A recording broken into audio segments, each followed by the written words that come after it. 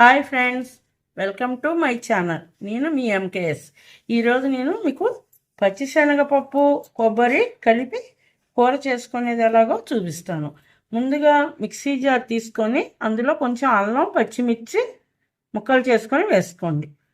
కూరలోకి ఒక పెద్ద సైజు ఉల్లిపాయ ఇలా ముక్కలు చేసుకోండి. కొద్దిగా కొత్తిమీర కరివేపాకు ఇది సన్నగా తరిగి పెట్టుకోండి. కర్రీలోకి కొంచెం అల్లం వెల్లుల్లి పేస్ట్ వేసుకోండి. 4-5 పచ్చిమిర్చి ముక్కలు కూడా ఇలా పొడవుగా తరిగి పక్కన పెట్టుకోండి. ఇది ప్రాసెస్. ఇప్పుడు నేను ప్రాసెస్లోకి వెళ్ళిపోతాను, రండి. ఇప్పుడు నేను మిక్సీ జార్లో వేసిన అల్లం పచ్చిమిర్చి ముక్కలు 2 ఒకసారి మిక్సీ పట్టుకుంటున్నాను.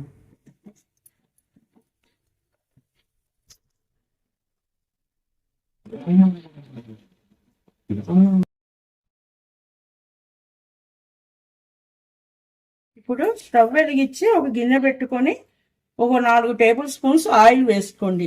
ఆయిల్ వేడెక్కిన తర్వాత జీలకర్ర, మినప్పప్పు, ఎండుమిర్చి ఇలా 4 తుంచుకొని వేసుకోండి. ఇప్పుడు ఈ పోపుని వేయించుకుందాం.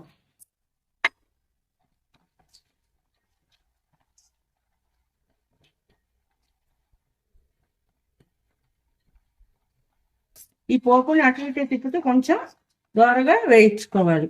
ఎక్కువ మాడిపోకుండా చూసుకోండి. ఫ్లేమ్ని లో టు మీడియంలో అడ్జస్ట్ చేసుకోండి.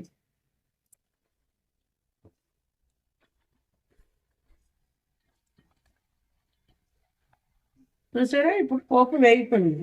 ఇప్పుడు నేను ఆనియన్స్ వేస్తున్నాను. ఇది కొద్దిగా వేగనివ్వాలి.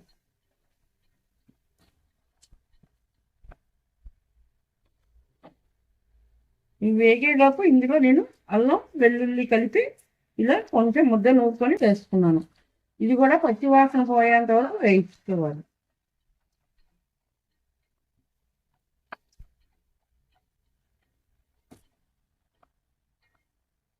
ఇప్పుడు ఇందులోనే 4-5 పచ్చిమిర్చి ఇలా చీలికలు చేసుకొని వేసుకోండి. ఇక దీనిలో పచ్చికారం వేయకూడదండి. ఈ అల్లం వెల్లుల్లి పేస్ట్ ఈ వేసిన పచ్చిమిరపకాయ కారం మనకి ఈ కూర చాలా రుచిగా ఉంటుంది. ఒకసారి మీరు కూడా ట్రై చేసుకోండి. తీసుకున్న తర్వాత మొత్తం ప్రాసెస్ చూసి మీరు కూడా ఒకసారి ఇంటి ట్రై చేసి తినండి.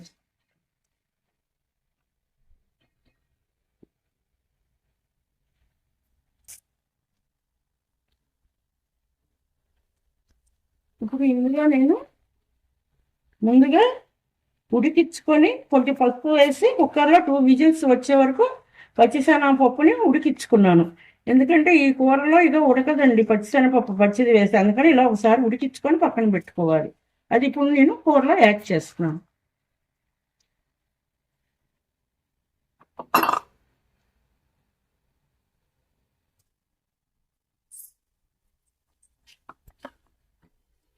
ఇది అటు ఇటు తిప్పుతూ కొంచెం సేపు వేయించుకోవాలి.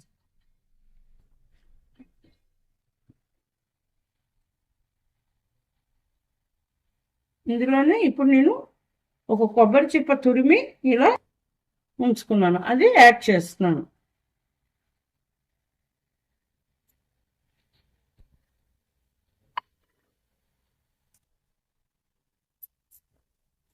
ఇప్పుడు ఇందులో మనం ఒక 1/2 టేబుల్ స్పూన్ పసుపు వేసుకోవాలి.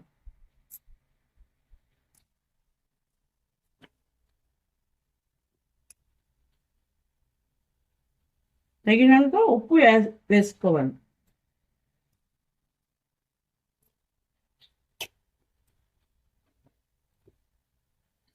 మొత్తం అడిగంట కింద చేయడానికి తిప్పుతూ వేయించుకోవాలి.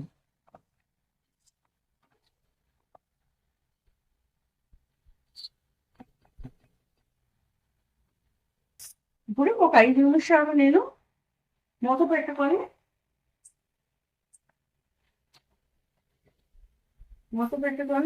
దీన్ని సిమ్లో పెట్టుకొని కొంచెం సేపు మగ్గనివ్వాలి.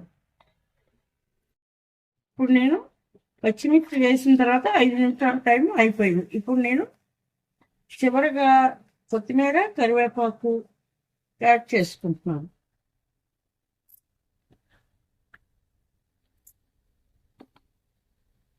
ఇది వేసాక మళ్ళీ ఒకసారి కూర అంతా ఒకసారి ఇలా కలుపుకోండి.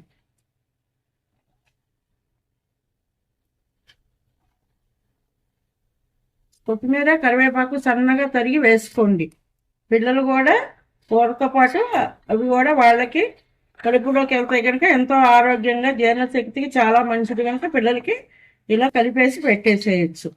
మనం ఆకులుగా వేసామనుకోండి వాళ్ళు తినరు కదా, అందుకని నేను ఇలా చిన్న చిన్న ముక్కలుగా కట్ చేసి వేసుకున్నాను. మనకు కూడా ఎంతో మంచిది. మీరు కరివేపాకు ఇప్పుడు బాగా వస్తుంది కనుక కొంచెం ఎక్కువగా కర్రీస్లో వేసుకుంటూ ఉండండి. హాయ్ ఫ్రెండ్స్, ఇంతే, కర్రీ రెడీ అయిపోయింది.